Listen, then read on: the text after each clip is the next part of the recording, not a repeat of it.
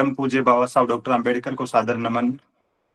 और हम सबको धम्म का व्यवहारिक प्रशिक्षण देने वाले परम श्रद्धेय बनते डॉक्टर करुणाशील रावल जी को सादर वंदामी। देश भर से जुड़े हुए आप सभी प्रबुद्ध साथियों को सादर नमो बुद्धाय।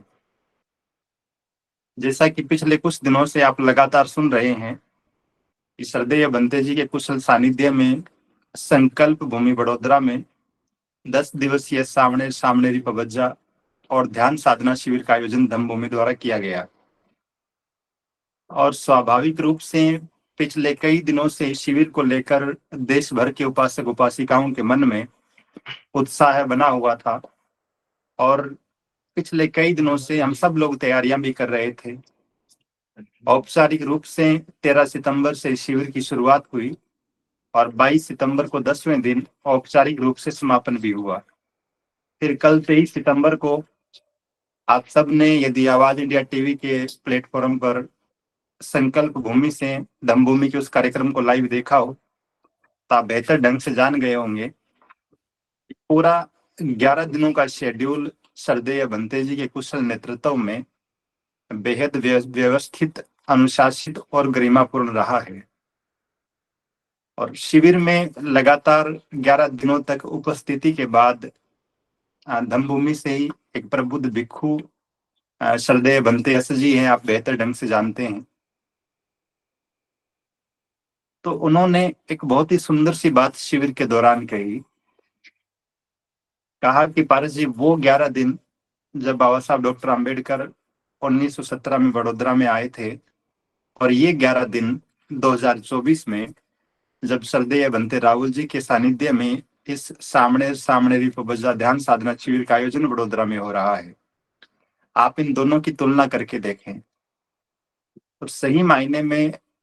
ये 11 दिन भारत के बौद्ध आंदोलन के इतिहास में बौद्ध में आंदोलन की रूपरेखा को प्रस्तुत करने के लिहाज से और हम सब में नई ऊर्जा और उत्साह का संचार करने के लिहाज से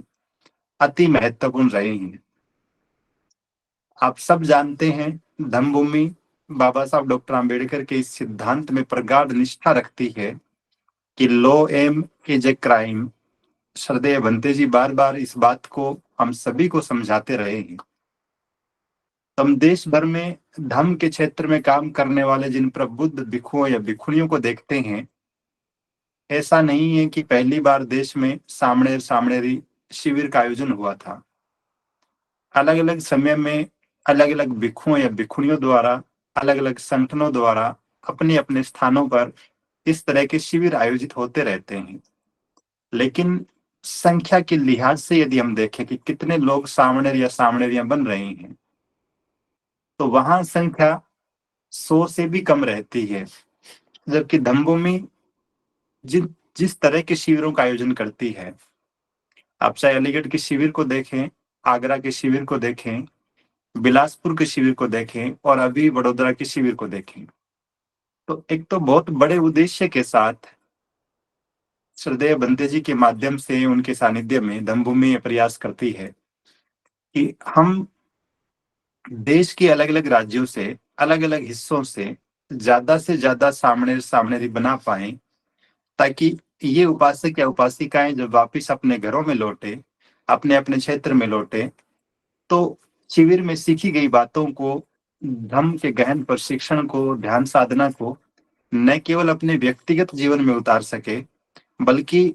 अपने क्षेत्र में भी स्थानीय साथियों से उनको साझा करते हुए धम्म प्रचार के आंदोलन को गति दे सके। तो इसी उद्देश्य के साथ ये शिविर भी आयोजित हुआ और किसी भी कार्यक्रम, सामाजिक या धार्मिक कार्यक्रम या शिविर की उपलब्धियों की बात करना, सही मायने में कुछ भौतिक चीजें होती है जो हम देख रहे होते हैं, उन पर तो हम चर्चा कर सकते हैं कि ये फायदे हुए हैं, ये लाभ हुए हैं, लेकिन बहुत सारी अमूर्त चीजें भी होती है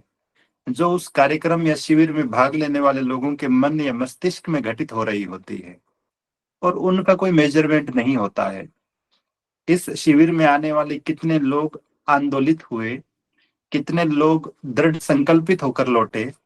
कितने लोगों ने मन ही मन ये निश्चय किया कि हम बाबा साहब डॉक्टर आम्बेडकर की गोद में भारत की परिसंकल्पना को साकार करने के लिए काम करेंगे। कितने ही लोग ऐसे रहे होंगे जिन्होंने निश्चय किया होगा कि हम अपने घरों में जब लौटेंगे तो अपने घर में जाकर कल से ये चीजें लागू कर लेंगे।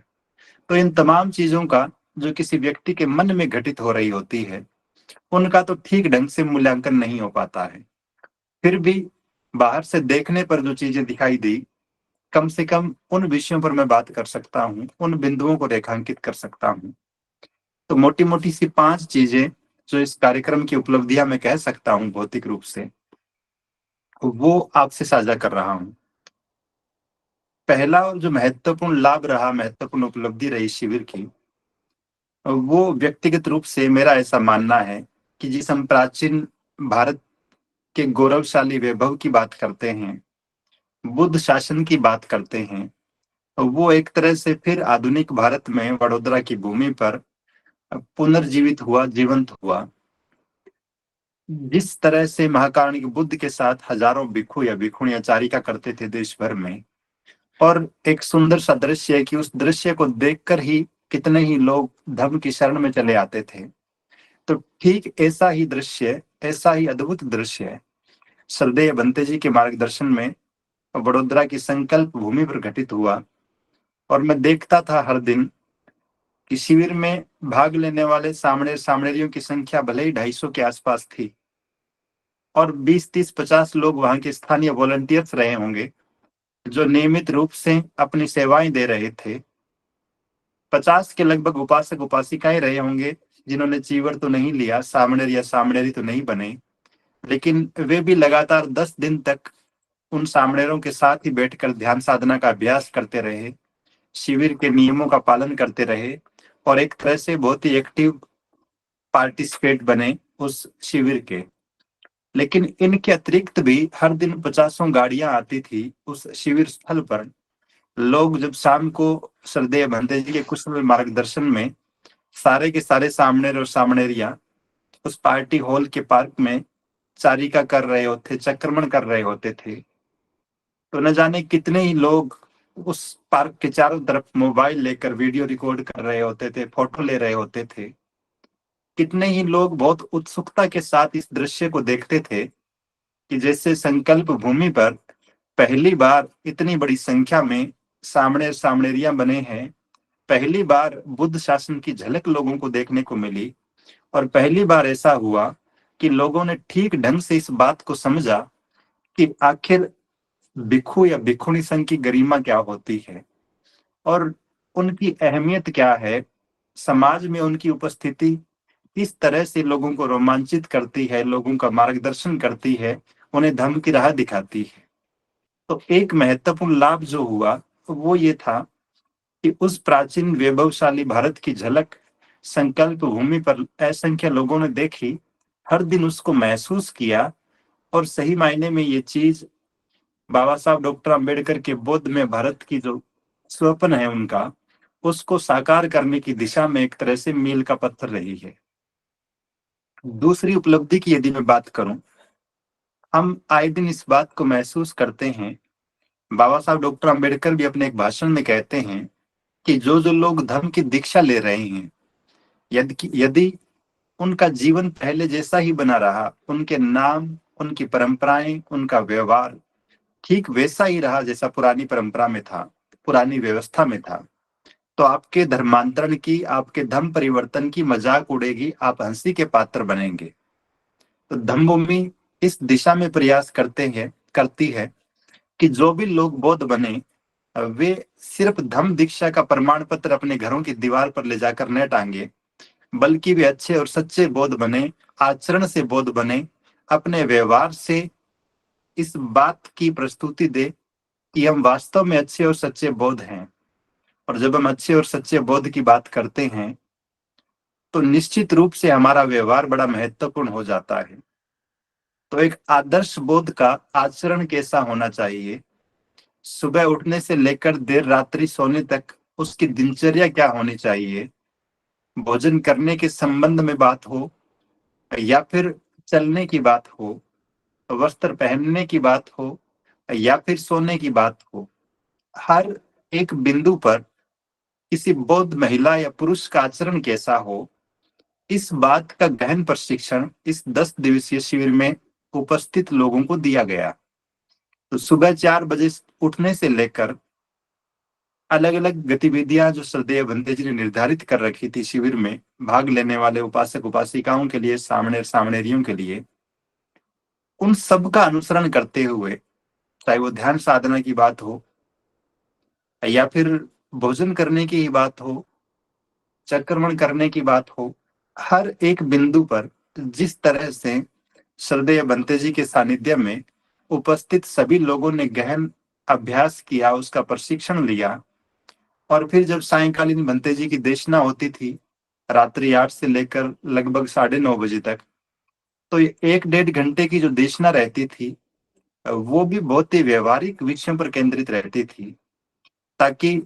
वहां भाग लेने वाले सारे के सारे उपासक उपासिकाएं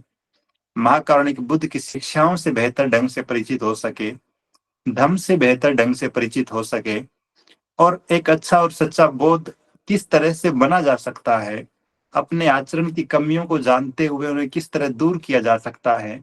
इन सारी चीजों को बेहतर ढंग से समझाने का कार्यक्रम लगातार 10 दिनों तक चलता रहा। कितनी ही बार, यद्यपि सब लोग मौन का पालन कर रहे थे, लेकिन कई दफा मैंने वहां भाग लेने वाले सामनेरियों को कहते हुए सुना, विशेष रूप से जब 23 सितंबर को, यद्यपि 22 की दोपहर के बाद से ही मौन तुड़वा दिया गया था और छूट दे दी गई थी कि आप बहुत ही संयमित लहजे में बात कर सकते हैं, तो 23 सितंबर को सब लोग आपसी बातचीत कर पा रहे थे और मैं उन सभी लोगों को देख रहा था। कितनी ही बार मैंने सुना उनके मुंह से कि जब भी किसी ने किसी चीज के बारे में शिकायत की, चाहे चप्पलें किसी और व्यक्ति द्वारा पहन लिए जाने की बात थी, नहाने के लिए पानी कुछ समय के लिए उपलब्ध न हो पाने की बात थी, मौसम से संबंधित बात थी, भोजन से संबंधित बात थी, जब भी किसी व्यक्ति ने शिकायत की, तत्काल ही पास खड़ा हुआ कोई व्यक्ति बोल देता था कि श्रद्धेय भंते जी ने समझाया था कि भोक्ता भाव में नहीं रहना है, दृष्टा भाव में रहना है, समता भाव में रहना है। और उनकी बातें सुनकर मैं सोच रहा था कि जो बातें उम्र भर समझ में नहीं आई हम लोगों को, और श्रद्धेय भंते जी भी बार बार इस बात को रेखांकित करते रहे कि हम सब लोग बचपन से भोजन कर रहे हैं, अपना पेट भर रहे हैं, लेकिन भोजन करना कैसे है ये सीख नहीं पाए हैं अब तक। हम लोग बचपन से चलना सीख चुके हैं, लेकिन कैसे चलना है ये सीख नहीं पाए हैं अब तक। तो बहुत छोटी छोटी बातों से लेकर बहुत गहन बातों तक हर एक चीज का बहुत ही बेहतरीन ढंग से लगातार 10 दिनों तक न केवल प्रशिक्षण दिया गया, बल्कि उसका निरंतर निरंतर अभ्यास भी करवाया गया, ताकि हमारे आचरण में, हमारे व्यवहार में बदलाव आए। एक तीसरी और बेहद महत्वपूर्ण बात वो ये रही कि इस शिविर में महिलाओं की भी पर्याप्त भागीदारी रही। 15 की संख्या में लगभग महिलाएं उपासिकाएं सामनेरियां बनी, और हम सब लोग भले ही अपने घरों में बैठे हों, इस बात को बेहतर ढंग से जानते हैं कि किसी महिला का सिर मुंडवाकर काशाय वस्त्र पहन लेना अपने आप में एक अद्भुत क्रांति जैसा है। पूरे देश की महिलाएं बचपन से ही जिस सामाजिक पितृसत्तात्मक ढांचे में बड़ी होती है, लंबे बाल रखने की परंपरा हो, फिर उन बालों को अलग अलग तरह के शैम्पू से सजावट करने की परंपरा हो, कितनी ही चीजें हैं, दुर्लभ है ऐसी महिलाएं जिन्हें अपने बालों का कोई मोह न हो। निश्चित रूप से दुर्लभ है ऐसी महिलाएं जो सौंदर्य प्रसाधन की तमाम चीजों को दूर छोड़ते हुए, उन सारी की सारी सामाजिक दुश्चिंताओं का बहिष्कार करते हुए, क्योंकि बहुत सारी महिलाएं ऐसी भी थी जो राजकीय कार्मिक है, स्वाभाविक रूप से आज जब वो घर पे पहुंची होगी, आज या कल से अपनी ड्यूटी ज्वाइन कर लेगी, और जो ड्यूटी नहीं भी कर रही है वो महिलाएं भी निश्चित रूप से जिस सामाजिक परिवेश में रहती है, घर में, पड़ोस में, रिश्तेदारी में, जिस गांव या शहर में भी रहती है, उन्हें हर दिन अपने घर से बाहर निकलना रहेगा। तो ऐसे में जिन महिलाओं के सिर पे बाल नहीं होते हैं, एक व्यवस्था ऐसी रही प्राचीन काल में, मध्यकाल में, जो विधवा महिलाओं की सिर मुंडवाती थी, इसलिए कि आकर्षक न लगे, इनका मन दूसरी सांसारिक चीजों की तरफ न जाए। लेकिन धम्म की जो परंपरा रही है वो निश्चित रूप से इसके विपरीत रही है, और वहां किसी महिला का सिर मुंडवाना अपने आप में गौरव का विषय रहा है। तो उन साहसिक महिलाओं ने जिस तरह का परिचय दिया, अद्भुत साहस का, निडरता का और धर्म के प्रति अपनी निष्ठा का, वो भी इस बात को रेखांकित करता है कि धर्म की जब भी हम बात करते हैं, मानव मानव एक समान होने की बात करते हैं, या फिर बाबा साहब डॉक्टर अंबेडकर की उस कोटेशन का हम बार बार जिक्र करते हैं, जब वो कहते हैं कि मैं किसी समाज की प्रगति इस बात से मापता हूं कि उस समाज में महिलाओं की स्थिति कैसी है, तो निश्चित रूप से उस समाज में महिलाओं का इस तरह से घरों से बाहर निकल कर आना, 10-10 दिनों तक अपने घर से हजारों किलोमीटर दूर जाकर चीवर पहन लेना, इस बात को स्पष्ट रूप से रेखांकित करता है कि श्रद्धेय भंते जी की सद प्रेरणा से, धम्मभूमि आंदोलन की गतिविधियों से देश की महिलाओं में इस अद्भुत साहस का संचार हुआ है, धम्म के प्रति समर्पण और निष्ठा का भाव उनमें जागृत हुआ है कि वो सारी की सारी चीजों को अपने मन से दूर करते हुए अपने आप को तैयार कर रही है सामनेरी बनने के लिए और निकट भविष्य में भिक्षुणी बनने के लिए भी, ताकि धम्म के आंदोलन को गति मिल सके, बाबा साहब डॉक्टर अंबेडकर के बोध में भारत की परिसंकल्पना को साकार करने की दिशा में कदम बढ़ाए जा सके। तो मैं उन तमाम महिलाओं को साधुवाद भी ज्ञापित करता हूँ, उनकी हिम्मत को सलाम करता हूँ, जिन्होंने पूरे 10 दिनों तक, बल्कि 11वें दिन भी चीवर पहनकर न केवल उस शिविर में भाग लिया, बल्कि वडोदरा की धरती पर, वडोदरा की सड़कों पर चारिका करते हुए, धम्म कारवां का हिस्सा बनते हुए, संकल्प भूमि में बाबा साहब डॉक्टर अंबेडकर की प्रतिमा को नमन कर उस गौरवशाली कार्यक्रम का भी वे हिस्सा बनी, जो श्रद्धेय भंते जी के सानिध्य में सयाजीराव गायकवाड़ पार्क में संपादित हुआ या आयोजित हुआ। तो इस लिहाज से भी महिलाओं की भागीदारी, और फिर 18 अक्टूबर की रात को जब भिक्षुणी संघ दिवस का आयोजन हुआ, संभवतः वो दिन तो गूगल मीट पे लाइव था जब कार्यक्रम चल रहा था, तो आप सबने बेहतर ढंग से देखा होगा कि किस तरह से हजारों साल पहले महाकारुणिक बुद्ध ने जिस भिक्षुणी संघ की स्थापना की, उसी परंपरा का निर्वहन करते हुए श्रद्धेय भंते राहुल जी और धम्मभूमि की प्रखर विदुषी भिक्षुणी श्रद्धेय धम्मविनय जी के सानिध्य में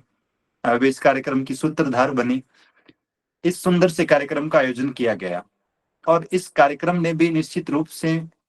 वडोदरा की धरती पर भी ऐसा पहली बार हुआ। धम्मभूमि का भी मेरी ज्ञात जानकारी में भिक्षुणी संघ दिवस कार्यक्रम ये सबसे बड़ा था, जिसमें लगभग 12 से 15 राज्यों के उपासक उपासिकाओं की सहभागिता थी, और इस लिहाज से भी एक और नई परंपरा स्थापित हुई, एक नई, या फिर यूं कहे कि पुरानी परंपरा पुनर्जीवित हुई, जब हजारों साल की उस गौरवशाली परंपरा का निर्वहन करते हुए भिक्षुणी संघ का आयोजन किया गया, भिक्षुणी संघ दिवस का आयोजन किया गया। एक चौथी और महत्वपूर्ण उपलब्धि इस शिविर की, जैसा कल या परसों आदरणीय मनी कुमार जी ने जिक्र किया कि हमारे जितने भी महापुरुष हैं, उनके जीवन से जुड़े हुए जितने भी केंद्र हैं, वो निश्चित रूप से हमारे लिए प्रेरणा के स्रोत हैं। तो संकल्प भूमि वडोदरा भी ऐसा ही एक केंद्र है, लेकिन जिस तरह की गतिविधियां पिछले कई सालों से वहां हो रही है, और कल भी मैंने इस बात को महसूस किया जब संकल्प दिवस के अवसर पर देश भर के उपासक उपासिकाएं वहां उपस्थित थे, दर्जनों संगठनों के कार्यक्रम वहां हो रहे थे अलग अलग कॉर्नर्स में, और अलग अलग जगह पर माइक, टेंट, स्टेज लगाकर लोग अपने अपने कार्यक्रम किए जा रहे थे। किसी को इस बात की चिंता नहीं बाबा साहब डॉक्टर अंबेडकर का सपना क्या था, हम किस उद्देश्य से यहाँ एकत्रित हो रहे हैं। बस सब लोग, कुछ लोग मेले की तरह कार्यक्रम में आ रहे हैं, कुछ लोग खाने पीने की चीजें बांटने को ही अम्बेडकरिज्म समझ रहे हैं, कुछ लोग इसलिए चले आ रहे हैं क्योंकि उन्हें अपने राजनीतिक जो आदर्श हैं, नेतृत्व करता है, उनको संतुष्ट करना है। तो अपने छोटे छोटे स्वार्थों से प्रेरित होकर बहुत सारे संगठन हर साल संकल्प भूमि कार्यक्रम करते रहे हैं। लेकिन जब से धम्मभूमि ने वडोदरा की जमीन पर कदम रखे हैं और वहां धम्मभूमि के कार्यक्रम आयोजित होने शुरू हुए हैं, तब से निश्चित रूप से संकल्प भूमि पर आम्बेडकरवाद की एक नई परिभाषा लोग देख रहे हैं, समझ रहे हैं। और कल का कार्यक्रम अपने आप में ऐतिहासिक रहा। जितने ही लोगों से मैंने बात की, कितने ही लोग थे जो धम्मभूमि के कार्यक्रम में औपचारिक रूप से इनवाइट नहीं किए गए। कितने ही लोग थे जो धम्मभूमि का नाम पहली बार स्टेज पर लिखा हुआ देख रहे थे। लेकिन इसके बावजूद भी जब श्रद्धेय बनते राहुल जी ने अपनी देशना शुरू की, अपना वक्तव्य शुरू किया, तो उस पार्क में जहां जहां भी लोग घूम रहे थे, सारे के सारे कार्यक्रम स्थल के चारों तरफ एकत्रित हो गए। भले ही बैठने के लिए जो दरिया बिछाई गई थी वो बहुत ही कम थी, लेकिन जितने लोग बैठे हुए थे उससे कहीं ज्यादा चारों तरफ खड़े हुए थे। और इसके अतिरिक्त अलग अलग लोग जो डीजे बजा कर नाचते हुए आ रहे थे, अलग अलग लोग जो अपनी छोटी छोटी सभाएं कर रहे थे, उन सब के भी माइक बंद हो गए और सब के सब लोग बहुत ही उत्सुकता के साथ, बहुत ही उत्साह के साथ, बहुत ही गरिमा के साथ श्रद्धेय बंते जी को सुनने लगे। और ये निश्चित रूप से अपने आप में बहुत बड़ी उपलब्धि थी। कितने ही लोग थे जो कह रहे थे कि इस तरह के कार्यक्रम संकल्प भूमि पर होने चाहिए, ये सही फॉर्मेट है कार्यक्रम आयोजित करने का। तो लोगों ने पहली बार इस बात को समझा। और इससे भी बड़ी महत्वपूर्ण बात जो श्रद्धेय बंते जी ने कही, और संभवतः इस तरह की चीज भी पहली बार, इस तरह का दृष्टिकोण भी पहली बार समाज के किसी विद्वान भिक्षु या भिक्षुणी ने संकल्प भूमि पर रखा कि 1917 का बाबा साहब डॉक्टर अंबेडकर का संकल्प और 1956 में उनकी धम्म दीक्षा आपस में कनेक्टेड है। आज तक तो लोग बाबा साहब डॉक्टर अंबेडकर के संकल्प को सिर्फ सामाजिक चीजों से ही जोड़कर देख रहे थे। लेकिन श्रद्धेय बंते जी ने जिस तरह से बाबा साहब डॉक्टर अंबेडकर के 1917 के संकल्प को धम्म दीक्षा और उसके बाद मैं अगले 2 वर्षों में पूरे भारत को बौद्धमय बना दूंगा के संकल्प से जोड़कर लोगों को समझाया, तो कितने ही लोग इस बात को सुनकर आंदोलित हुए। उन्हें पहली बार ये चीज समझ में आई कि बाबा साहब डॉक्टर अंबेडकर के उस 1917 के संकल्प का ठीक ढंग से यदि क्रियान्वयन करना है, उसे समाज के अंतिम व्यक्ति तक पहुंचाना है, तो उसका रास्ता धम्म से होकर ही गुजरता है। महाकारुणिक बुद्ध की शरण में जाना ही उस संकल्प की ठीक ठीक क्रियान्विति है, उस संकल्प का ठीक ठीक से संपादित होना है। तो ऐसे में धम्मभूमि के इस कार्यक्रम ने 10 दिनों के शिविर ने भी, जब गुजरात के लोगों ने ही नहीं,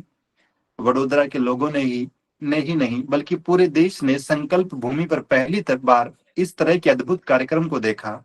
और उसके बाद वडोदरा की सड़कों पर श्रद्धेय बंते जी की कुशल अगुवाई में जिस तरह से भिक्षु भिक्षुणियों, सामणेर सामणेरों ने और फिर उपासक उपासिकाओं ने वडोदरा की सड़कों पर जिस उत्साह के साथ, जिस गरिमा के साथ, जिस अनुशासन के साथ चारिका की, वो दृश्य अपने आप में अद्भुत था, रोमांचित कर देने वाला था। तो मैं बहुत ही संक्षेप में ये कह सकता हूं। और एक अद्भुत बात ये भी रही कि अलग अलग संगठनों में बंटे हुए लोग, भले ही वडोदरा में माहौल किसी भी तरह का रहा हो, लेकिन धम्मभूमि के शिविर में संगठनों की सीमाएं टूटती हुई प्रतीत हुई। हर दिन हम देखते थे जब शाम को श्रद्धेय बंते जी की देशना होती थी और बंते जी बताते थे पुण्य अनुमोदन करते हुए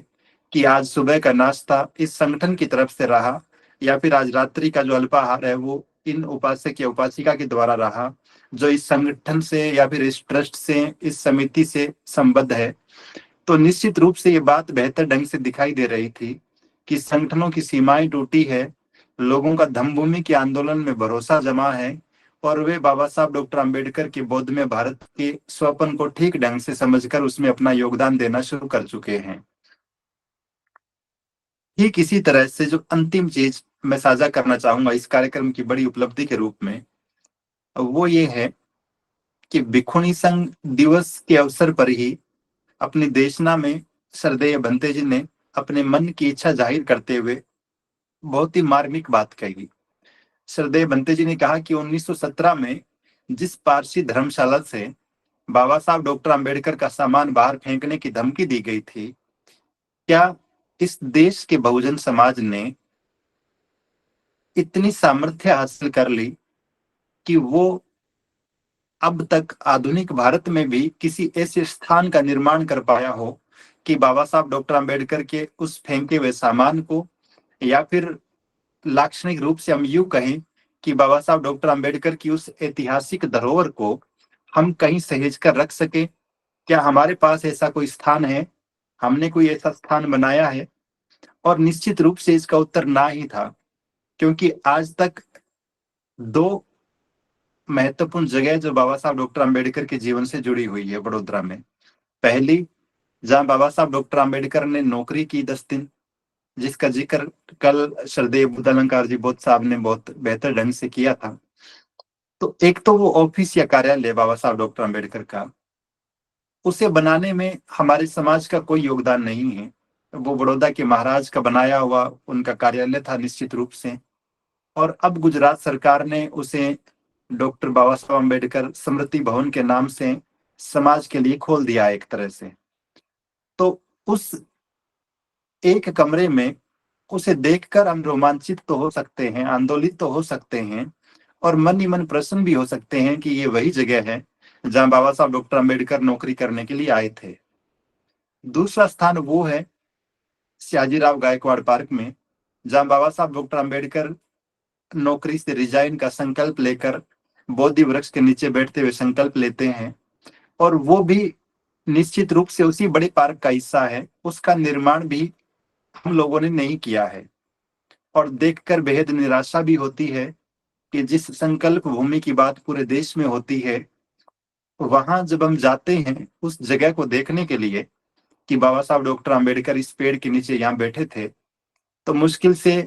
20 बाई 20 फीट की एक जगह होगी इतने बड़े पार्क में, और वो भी इतनी गहरी है गुफानुमा कि अगर बरसात हो जाए ठीक ठीक तो शायद पानी से लबालब हो जाए। और एक छोटी सी महाकारुणिक बुद्ध की प्रतिमा, जो अक्सर हमारे बौद्ध विहारों में भी उससे बड़ी प्रतिमा आपको देखने को मिल सकती है। तो फिर ये सवाल पैदा होता है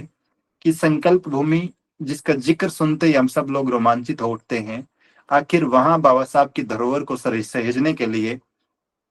हम लोगों ने, हम जय भीम नमो बुद्धाय बोलने वाले लोगों ने आखिर किस व्यवस्था का, किस संस्थान का, किस स्थान या विहार का निर्माण किया है? तो श्रद्धेय बंते जी ने जब अपनी इच्छा जाहिर की 18 अक्टूबर के कार्यक्रम में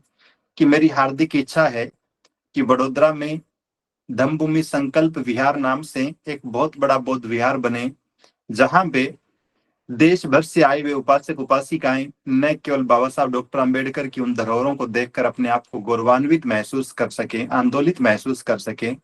बल्कि हर साल इस बार का जो शिविर था वो निश्चित रूप से एक पार्टी हॉल में, एक मैरिज गार्डन में आयोजित किया गया था।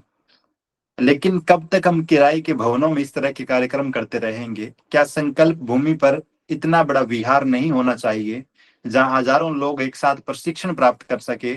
और इस संकल्प भूमि पर प्रशिक्षित होकर देश भर में बौद्ध आंदोलन को गति दे सके? तो जैसे ही श्रद्धेय बंते जी ने अपनी इच्छा जाहिर की, श्रद्धेय बंते जी की देशना समाप्त हुई, और उसके बाद में आप सब ने लाइव भी देखा होगा, कुछ प्रबुद्ध साथियों ने गूगल मीट में जुड़े हुए थे, जो उन्होंने बाद में भी अपनी दान राशि जो है वो लिखवाने की बात कही, घोषणाएं की,